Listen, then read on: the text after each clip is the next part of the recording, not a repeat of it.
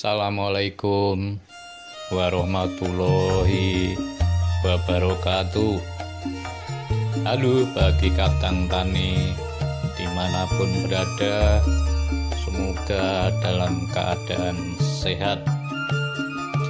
Dalam kesempatan hari ini, Among Tani Pantura mengajak para kadang tani yang di luar sana untuk sedikit menguak atau mengetahui tentang kesuburan tanah agar ditanami akan lebih baik, tidak seperti yang terlihat di dalam tampilan ini.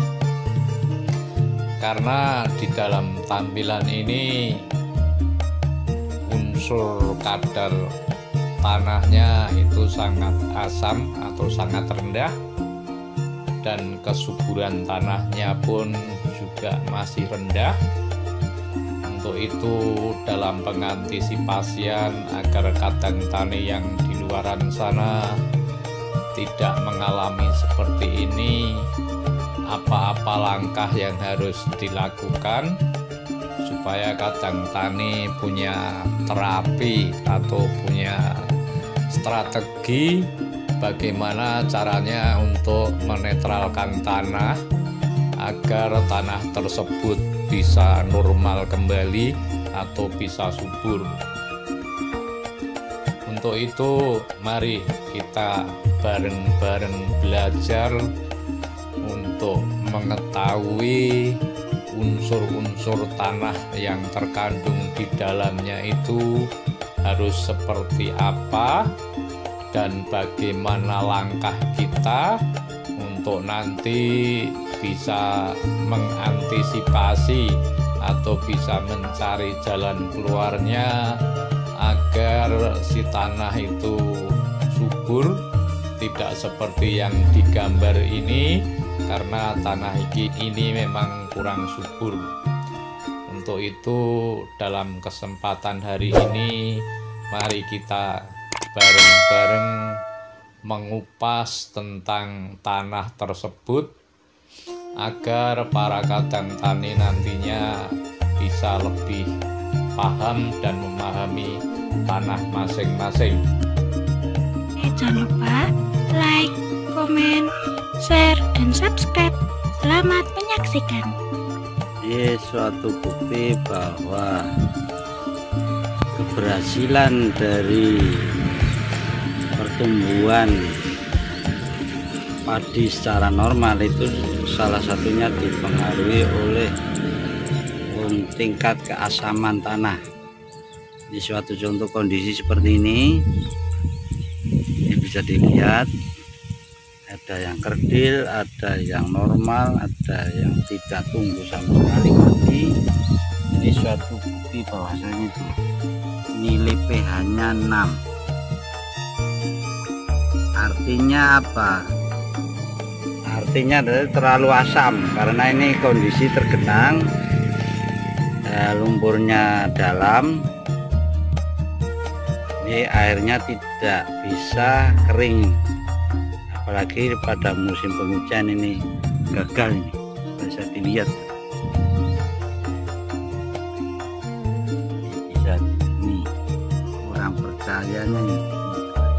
Kita zoom, pH-nya 6, sedangkan standar yang paling bagus untuk padi itu minimal 6,5. Ternyata ini 6 aja kurang. Ini bisa dilihat. Nah, idealnya itu 7 sebetulnya, tapi minimal 6. Ternyata ini 6 aja kurang. Percaya boleh, tidak percaya. Itu pH juga sangat mempengaruhi tingkat keasaman tanah.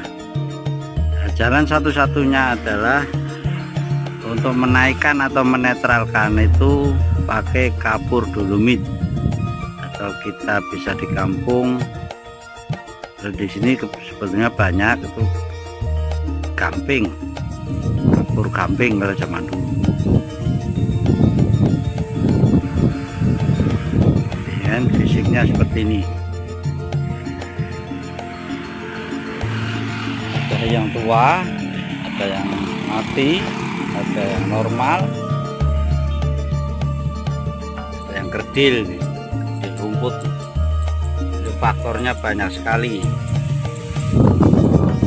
Dan jangan dianggap sepele. Faktor-faktor yang mempengaruhi kesuburan suatu tanaman padi adalah ini salah satunya. Ada berkurang lagi enggak? Oh, masih tetap, sudah stabil berarti ini. Stabil, pH-nya 6 kurang. Saya zoom.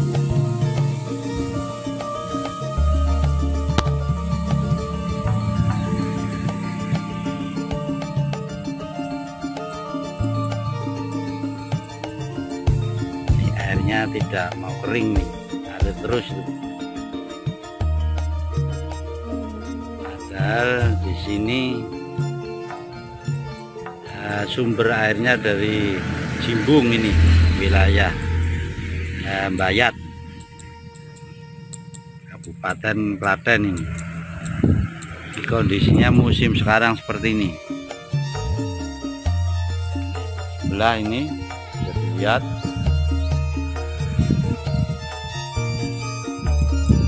Kadang tani yang kurang percaya, ini fisiknya seperti ini. Ini kelanjutan dari kemarin yang saya tes pakai kunyit. Kalau ini pakai sester yang agak elektrik sedikit. Nih. Nah, masih tetap kondisi sudah setengah jam yang lalu ini. Bisa dilihat. Dan 6 kurang, 6 aja kurang. Itu idealnya 7 itu. Kalau 8 sampai 9 alkalin alias basah.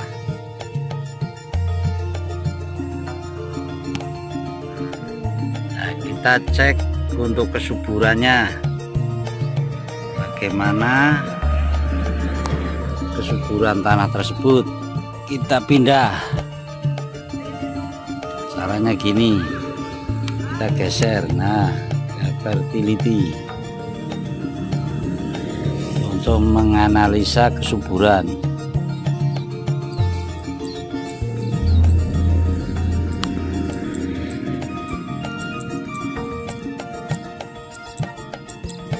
Bisa dilihat pertama kali tancap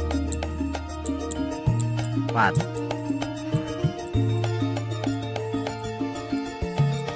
Ini mendekati ideal itu. Kalau masih bisa bergerak, idealnya itu 5.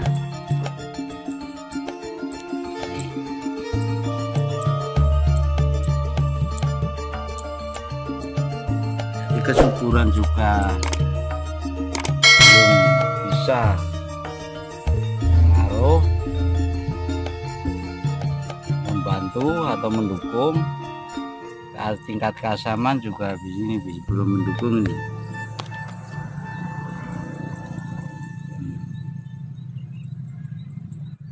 Yang 4.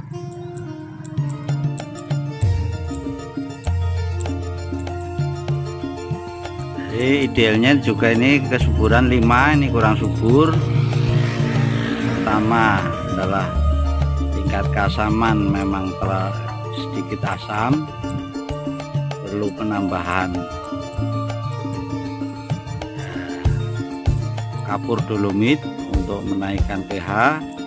Kedua, kesuburan, pemupukannya kelihatannya belum berimbang ini, kebanyakan unsur N ini, nitrogen, jadi belum imbang. Ini saya cek lagi, masih tetap belum bisa naik. Idealnya 5. Demikianlah gambaran apa yang perlu diperhatikan dalam dunia pertanian, khususnya menanam padi. Karena kita pada umumnya musim menanam padi, kita perlu perhatikan bagaimana kondisi tanah. Demikianlah informasi dari kami, Among Tani Pantura. Mudah-mudahan sedikit informasi ini bisa bermanfaat bagi kadang tani yang lain. Terima kasih.